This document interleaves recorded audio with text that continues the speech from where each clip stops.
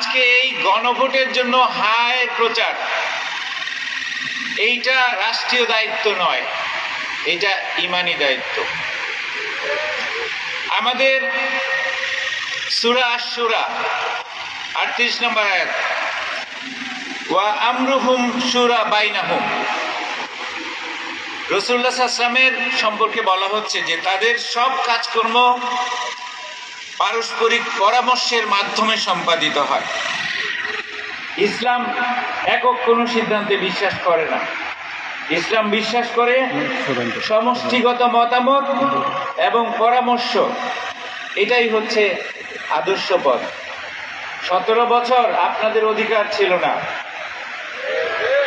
আপনারা কি চান যে আগামীতে একইভাবে অন্য কেউ ক্ষমতায় অধিষ্ঠিত হয়ে আপনাদের সেই ক্ষমতা কুক্ষিগত করে আপনাদের উপর স্টিম রোলার চালিয়ে দিক? তাহলে হায়ের জন্য ভোট দিতে হবে।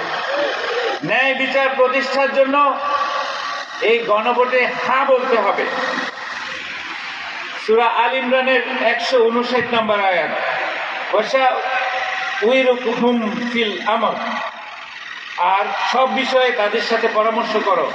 রাসূলুল্লাহ সাল্লাল্লাহু আলাইহি ওয়াসাল্লামকে এই আদেশ দেওয়া হয়েছে, যিনি আল্লাহর রাসূল, যার উপর ওহী নাজিল হয়েছে, তাকেও বলেছে পরামর্শের মাধ্যমে সিদ্ধান্ত নিতে।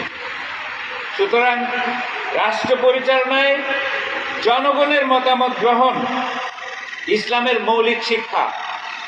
এই জনগণের মতামত গ্রহণের উপায় হলো এই গণভোট, যেটাকে আমরা বলছি রেফারেন্ডাম। আমরা প্রত্যেক জুম্মায় আপনারা একটা খুতবা দেন, খুতবার মধ্যে এইটা বাধ্যতামূলকভাবে সবাই বলেন, ইন্নাল্লাহা ইয়া'মুরু বিল আদল। নিশ্চয় আল্লাহ ন্যায় বিচারের আদেশ দেন। আমরা প্রত্যেক খুতবাতে, কিন্তু আমি সব জায়গায় শুনি, আমাদের ইমাম সাহেবরা সব জায়গায় এটা বলেন। এই রেফারেন্ডাম, এই গণভোটের মূল উদ্দেশ্যই হচ্ছে ন্যায় বিচার প্রতিষ্ঠা। তাহলে আমরা কি ন্যায় বিচার প্রতিষ্ঠা চাই নাকি অন্যায় জুলুম চাই?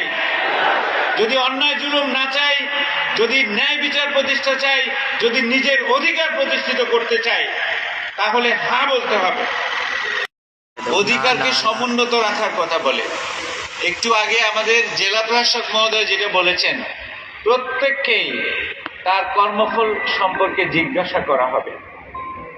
তো আপনারা ইমাম সাহেবগণ যারা আছেন, তারা হচ্ছেন সমাজের আলোকবর্তিকা। সমাজের শান্তি এবং শৃঙ্খলা প্রতিষ্ঠার ক্ষেত্রে সবচেয়ে বড় ভূমিকা হচ্ছে